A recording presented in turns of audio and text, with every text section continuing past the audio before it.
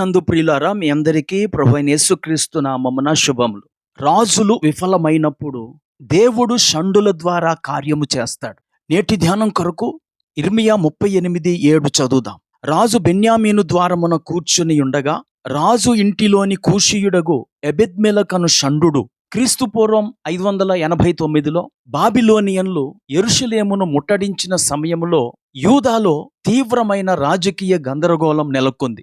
ఈ విషయాలను మనము ఇర్మియా 37-39లో చదువుతాం. యూదాలో ఏర్పడిన తీవ్రమైన రాజకీయ గందరగోళంలో ఆధ్యాత్మిక ఉద్రిక్తత ఏర్పడింది. ఇర్మియా యూదా ప్రజలకు దేవుని వాక్యాన్ని నమ్మకంగా ప్రకటించాడు.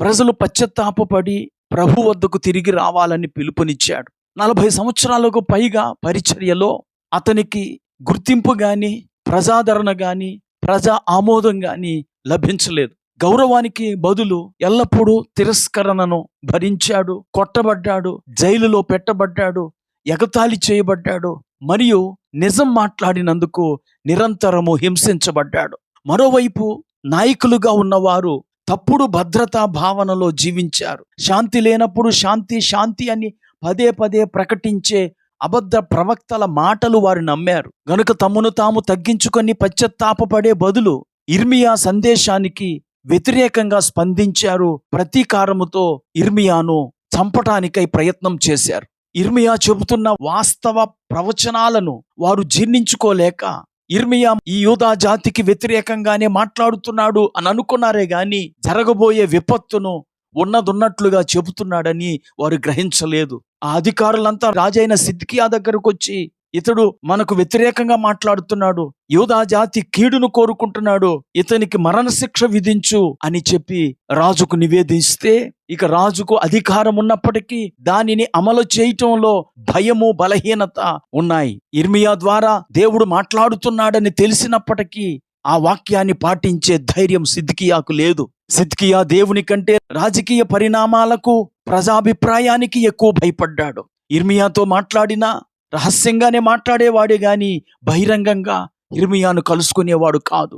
ఇక రాజు అధికారుల మాటలకు తలయొగ్గి 38:5లో సిద్కియా అంటాడు, ఇర్మియా మీ వశమునున్నాడు, నేను మీకు అడ్డము కాదు, మీ ఇష్టం వచ్చినట్లు చేసుకోండి అన్నాడు. అప్పుడు వారు ఇర్మియాను పట్టుకొని మల్కియా గోతిలోనికి దింపారు. అందులో నీళ్లు లేవు, బురద మాత్రమే ఉంది. ఆ బురదలో ఇర్మియా దిగబడిపోయాడు. ప్రియులారా, రక్షించాల్సిన రాజు రక్షించలేని పరిస్థితుల్లో ఇర్మియాను ఎవరు కాపాడుతారు?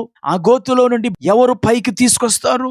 ప్రియులారా, మన దేవునికి వనరులకు కొదవలేదు. రాజు ఇంటిలో పనిచేసే కూషీయుడగు ఎబెద్మెలకు అనే షండు అనగా నపుంసకుడు అధికారులు ఇర్మియాను గోతులో వేసిరన్న సంగతి విని రాజు దగ్గరికి వెళ్లి రాజుతో మనవి చేశాడు, రాజా, నా ఏలినవాడా, ఆ గోతిలో వేయబడిన ఇర్మియా అను ప్రవక్త ఎడల ఈ మనుష్యులు చేసింది అన్యాయము, అతడు చచ్చిపోతాడయ్యా, పట్టణంలో రొట్టెలు లేవు అని ఆవేదన వ్యక్తం చేస్తే, అప్పుడు రాజు, నువ్వు వెళ్ళి 30 మంది మనుషులను వెంటబెట్టుకొని ఇర్మియా చావక మునుపు అతనిని గోతులో నుంచి పైకి తీయించమని సెలవిచ్చాడు. ప్రియులారా, అధికారులు వ్యతిరేకంగా ఉన్న కూషీయుడైన ఎబెద్మెలకు అనే షండు ఒక సేవకుని విషయములో లేదా ఒక ప్రవక్త విషయములో ధైర్యం చేశాడు. నేటి దినాల్లో క్రైస్తవ్యము ప్రక్కన నిలబడేవారు అరుదైపోతున్నారు. అన్యాయమని తెలిసిన పాలకులు న్యాయము పంచన నిలబడలేకపోతున్నారు. అధిక శాతంలో ఉన్న ప్రజలు ఏది చేస్తే దానికే వీరు ఆమోదం తెలుపుతున్నారు. అలాంటి పరిస్థితుల్లో నీవు నేను ఎబెద్మెలకు వలె దేవుని పక్షాన నిలబడాలి. ఎబెద్మెలకు ప్రయత్నం ఫలించింది. ఆ 30 మందితో వెళ్లి ఇర్మియాను ఆ పాడుపడిన గోతిలో నుండి పైకి తీసుకొచ్చారు. ప్రియులారా, ఇర్మియా ప్రాణాన్ని ఒక షండు కాపాడాడు.